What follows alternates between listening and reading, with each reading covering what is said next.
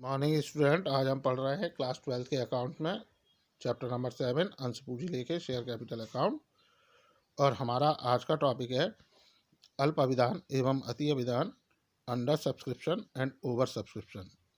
तो हम स्टार्ट करते हैं पहले अल्प अभिदान अंडर सब्सक्रिप्शन से। ये क्या होता है? जब कभी कंपनी अंश निर्गमित करती है और निर्गमित अंशों से कम के लिए प्रार्थना पत्र आते हैं तो ऐसी स्थिति को अल्प अभिदान कहते हैं। प्राय ऐसा नई कंपनियों या कम ख्याति प्राप्त कंपनियों के साथ होता है। जब अल्प अभिदान होता है तो समस्त लेखे उन्हीं अंशों के लिए किए जाएंगे जितने अंश जनता द्वारा मांगे गए हैं, बशर्ते कि न्यूनतम अभिदान की राशि प्राप्त हो गई है। तो जो अंडर सब्सक्रिप्शन होता है वो क्या होता है, यानी कभी कभी क्या होता है कि कंपनी द्वारा जब पब्लिक के बीच में शेयर इशू किए जाते हैं तो ऐसी कंडीशन में जितने शेयर इशू किए गए हैं उससे कम के लिए एप्लीकेशन फॉर्म आते हैं, और ऐसी स्थिति को हम अल्प अभिदान की स्थिति, अंडर सब्सक्रिप्शन की कंडीशन कहते हैं।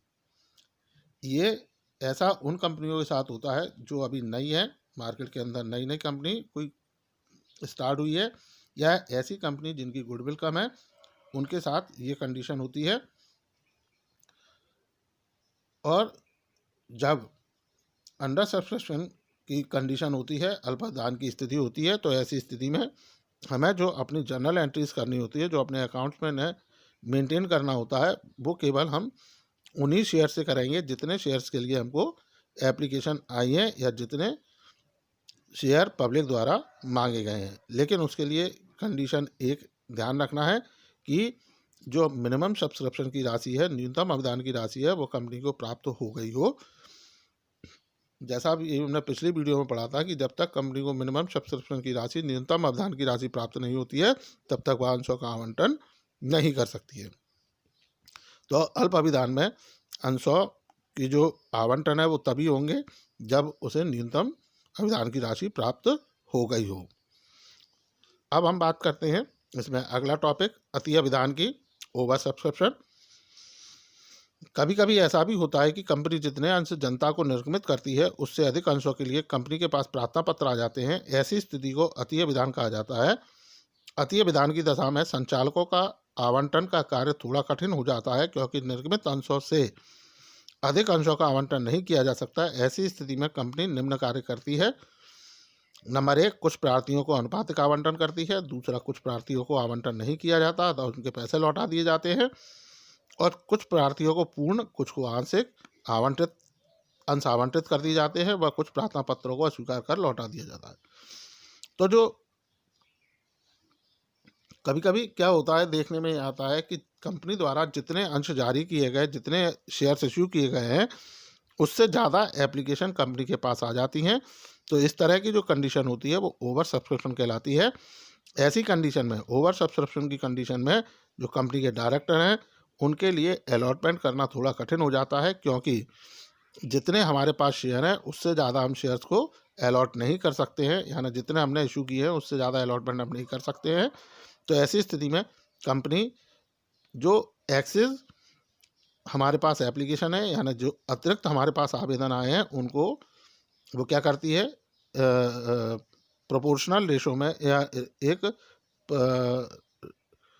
अनुपातिक आवंटन करती है, यानी जिसने जितना मांगा उसके अकॉर्डिंग वो कुछ कुछ थोड़े थोड़े उनके अंशों को आवंटित कर देती है, या जो हमारे पास एक्सेस एप्लीकेशन है उनका पैसा वो रिफंड कर देती है, वापस कर देती है, या कुछ जो शेयर होल्डर है उनको वो पूरे अंशों का अलॉटमेंट करती है, और कुछ को पार्टली, यानी उनके जिसने जितने शेयर मांगे उसके रेशो में कुछ अंश आवंटित करती है, और बाकी जो शेयर होल्डर होते हैं उनका पैसा वो रिफंड कर देती है।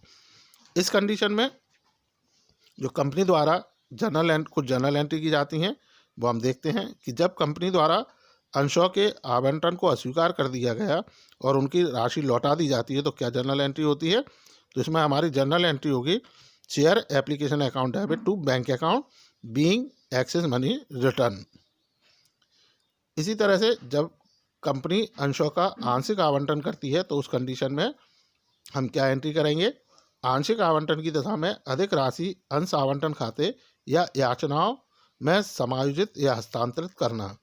यानी जब कंपनी द्वारा आंशिक आवंटन किया जाता है तो ऐसी स्थिति में उसका जो पैसा बच गया उसको हम आगे की कॉल्स में एडजस्टमेंट करते हैं या उसको ट्रांसफ़र कर देते हैं। तो उस कंडीशन में हमारी एंट्री होती है share application account debit to share allotment to share call, यानी अगर अलॉटमेंट के टाइम एडजस्टमेंट हो रहा है उसका तो अलॉटमेंट पे एडजस्ट कर लेंगे। उसके बाद अगर पैसा बचता है तो फिर उसको हम फर्स्ट कॉल पर, सेकंड कॉल पर या फाइनल कॉल पर उसको एडजस्टमेंट उसका कर सकते हैं। इसका जो नरेशन होता है वो होता है being adjustment of excess application money to share allotment account and calls account. So student, ये था अति अभिधान और अल्प अभिधान जो आपको समझ में आए होंगे। इनसे रिलेटेड यदि आपके कोई डाउट्स हैं, क्वेरीज हैं तो आप संपर्क कर पूछ सकते हैं। So thank you.